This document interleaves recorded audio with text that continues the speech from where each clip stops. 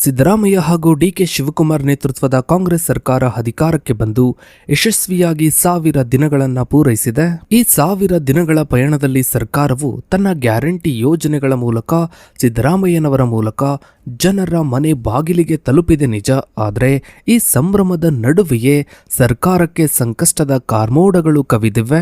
ಒಂದೆಡೆ ವಿರೋಧ ಪಕ್ಷಗಳಾದ ಬಿಜೆಪಿ ಮತ್ತು ಜೆಡಿಎಸ್ ಸಾಲು ಸಾಲು ಹಗರಣಗಳ ಆರೋಪವನ್ನ ಮಾಡ್ತಾ ಸರ್ಕಾರದ ವಿರುದ್ಧ ಮುಗಿಬಿದ್ದಿದ್ರೆ, ಮತ್ತೊಂದು ಕಡೆ ಸ್ವತಃ ಕಾಂಗ್ರೆಸ್ ಪಕ್ಷದ ಒಳಗೆ ಮುಖ್ಯಮಂತ್ರಿ ಬದಲಾವಣೆ ಮತ್ತು ಅಧಿಕಾರ ಹಂಚಿಕೆಯ ಬಗ್ಗೆ ಸಂಘರ್ಷ ಜೋರಾಗಿದೆ. ಹಾಗಾದ್ರೆ 1000 ದಿನ ಪೂರೈಸಿರುವ ಈ ಹಂತದಲ್ಲಿ ರಾಜ್ಯ ಸರ್ಕಾರ ಎದುರಿಸ್ತಾ ಇರುವ ಅಸಲಿ ಸವಾಲುಗಳೇನು? ವಿರೋಧ ಪಕ್ಷಗಳ ಆರೋಪಕ್ಕೆ ಸರ್ಕಾರದ ಬಳಿ ಉತ್ತರ ಇದೆಯಾ? ಅತಿ ಮುಖ್ಯವಾಗಿ ಪಕ್ಷದೊಳಗಿನ ಈ ಭಿನ್ನಮತ ಮುಂದಿನ ದಿನಗಳಲ್ಲಿ ಸರ್ಕಾರದ ಅಸ್ತಿತ್ವಕ್ಕೆ ಧಕ್ಕೆ ತರುತ್ತಾ? ಇದರ ಬಗ್ಗೆನೇ ಒಂದು ವಿಶೇಷ ವರದಿ ಇದೆ, ಬನ್ನಿ ನೋಡ್ತಾ ಹೋಗೋಣ. ಸ್ನೇಹಿತರೆ, ಕರ್ನಾಟಕದ ರಾಜಕೀಯದಲ್ಲಿ 2023ರ ವಿಧಾನಸಭಾ ಚುನಾವಣೆಯು ಒಂದು ಮಹತ್ವದ ತಿರುವು. ಆ ಚುನಾವಣೆಯಲ್ಲಿ 224 ಕ್ಷೇತ್ರಗಳ ಪೈಕಿ 135 ಸ್ಥಾನಗಳನ್ನು ಗೆಲ್ಲುವ ಮೂಲಕ ಭರ್ಜರಿ ಬಹುಮತದೊಂದಿಗೆ ಅಧಿಕಾರಕ್ಕೆ ಬಂದ ಸಿದ್ದರಾಮಯ್ಯ ನೇತೃತ್ವದ ಕಾಂಗ್ರೆಸ್ ಸರ್ಕಾರವು ಈಗ ಯಶಸ್ವಿಯಾಗಿ 1000 ದಿನಗಳ ಮೈಲುಗಲ್ಲನ್ನ ಪೂರೈಸಿದೆ. ಈ 1000 ದಿನಗಳ ಅವಧಿಯು ಕೇವಲ ಆಡಳಿತಾತ್ಮಕ ಸಾಧನೆಗಳ ಪಟ್ಟಿಯಲ್ಲ, ಬದಲಾಗಿ ಇದು ಕಲ್ಯಾಣ ಕಾರ್ಯಕ್ರಮಗಳ ಜಾರಿ, ತೀವ್ರ ಆರ್ಥಿಕ ಸವಾಲುಗಳು, ಭ್ರಷ್ಟಾಚಾರದ ಗಂಭೀರ ಆರೋಪಗಳು ಮತ್ತು ಪಕ್ಷದೊಳಗಿನ ಅಧಿಕಾರ ಹಂಚಿಕೆಯ ಸಂಘರ್ಷಗಳ ಒಂದು ಸಂಕೀರ್ಣ ಮಿಶ್ರಣವಾಗಿದೆ.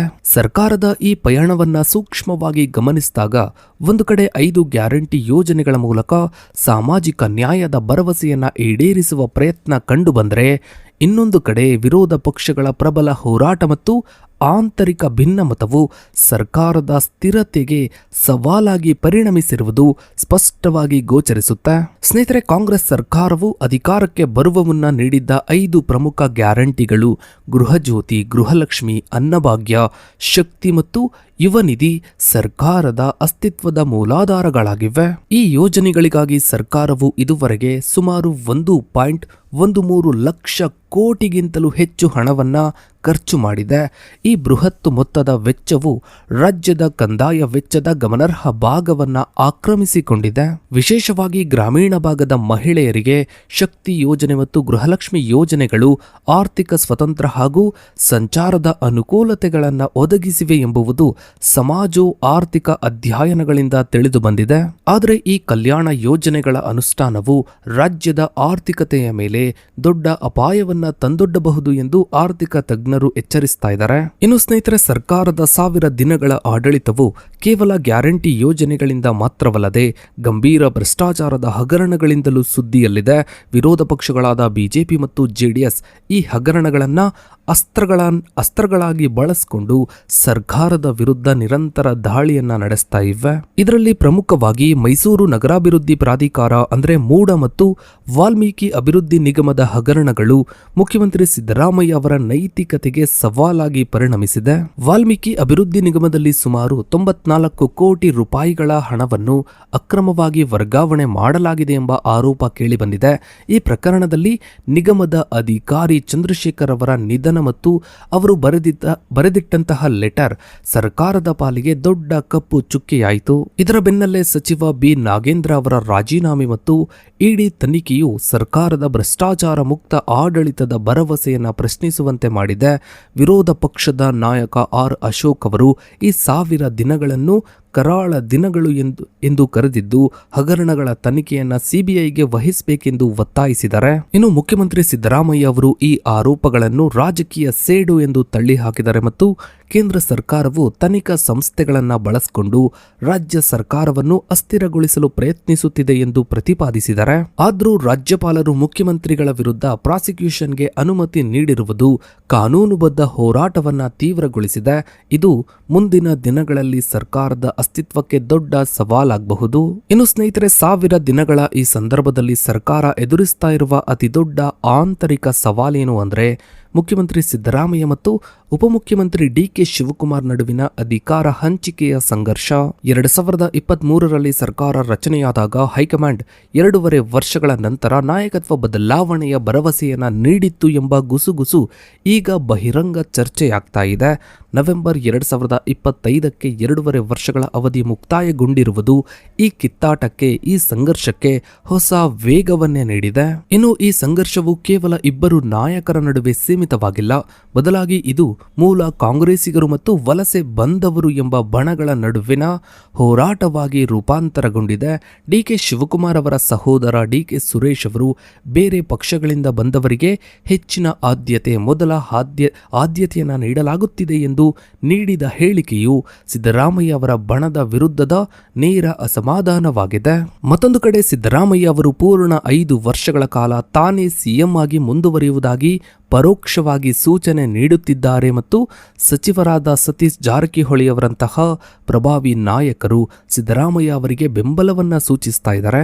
ಇನ್ನು ಇತ್ತೀಚೆಗೆ 22 ಜನ ಕಾಂಗ್ರೆಸ್ ಶಾಸಕರು ಹೈಕಮಾಂಡ್ ಮತ್ತು ಕೆಪಿಸಿಸಿ ಅಧ್ಯಕ್ಷರ ಎಚ್ಚರಿಕೆಯನ್ನು ಕೂಡ ಮೀರಿ ಆಸ್ಟ್ರೇಲಿಯಾ ಮತ್ತು ನ್ಯೂಜಿಲೆಂಡ್ಗೆ ಪ್ರವಾಸ ಕೈಗೊಂಡಿರುವುದು ಪಕ್ಷದೊಳಗಿನ ಬಿರುಕನ್ನ ಮತ್ತಷ್ಟು ಕೆಡಿಸಿದೆ.